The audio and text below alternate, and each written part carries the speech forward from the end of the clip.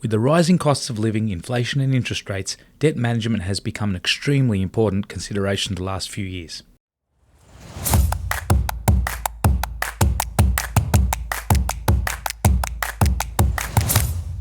Debt can be both good and bad, and how we determine this is by considering whether the money's been borrowed to buy an asset or a material good. And if it is an asset, is that asset income producing or 100% capital growth strategy? The next consideration is the cost of debt. The cost of debt is basically the interest payable. Loans that are higher risk for the lender will have a higher rate. And risks can be based on the borrower's debt levels or income, or if the loan is asset-backed or not.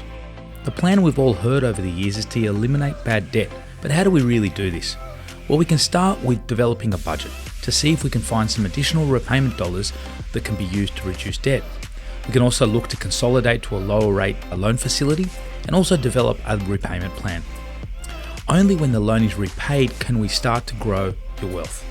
Let's now look at good debt. What are good debts? Good debt would include your mortgage as it's backed by your home, or an investment loan that's invested in income producing property or shares. These loans are backed by assets that grow in value, and the investment loan interest is therefore tax deductible in most cases.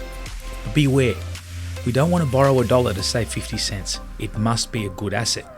Let's consider a mortgage. What's the best way to manage a mortgage? The mortgage is a good debt as it's asset backed, and the value of the home will rise over the medium to the long term. However, interest is non-tax deductible as the home is not income producing. You're living in it. So it's not a tax efficient structure. So we want to pay down our mortgage as soon as possible. An investment loan, on the other hand, is also a good debt as it's asset backed, but as the asset is income producing, the interest can be tax deductible. It's best not to pay off this type of debt until we're selling the asset, as it allows you to leverage into other assets using the capital repayment to pay interest on other loans against other assets. But remember, this is subject to cash flow and serviceability. Now, as interest rates have increased over the recent years, costs of debt have risen, and this is leading to higher repayments. This is the cash flow risk of accumulating debt. Higher interest rates will equal larger tax deductions on investment debt. However, this is not the case for a mortgage.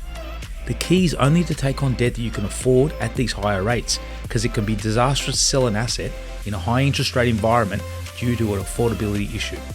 One such strategy many of our clients employ to reduce the mortgage, manage tax and build wealth is a mortgage recycling strategy. In this scenario, we borrow against the home to invest in an income producing asset. As the asset is income producing, interest is usually tax deductible. The income from the asset can be recycled back into additional mortgage or non-tax deductible interest loan repayments, and an investor can borrow and invest more based on the amount that's paid off the mortgage. Over time, the non-deductible mortgage will reduce in value, and the investment loan that is tax deductible plus the asset that is backing it will increase in value. How can Manly Financial Services help you? We can help if you're having problems with your budget, repaying short-term, bad, high interest rate debt.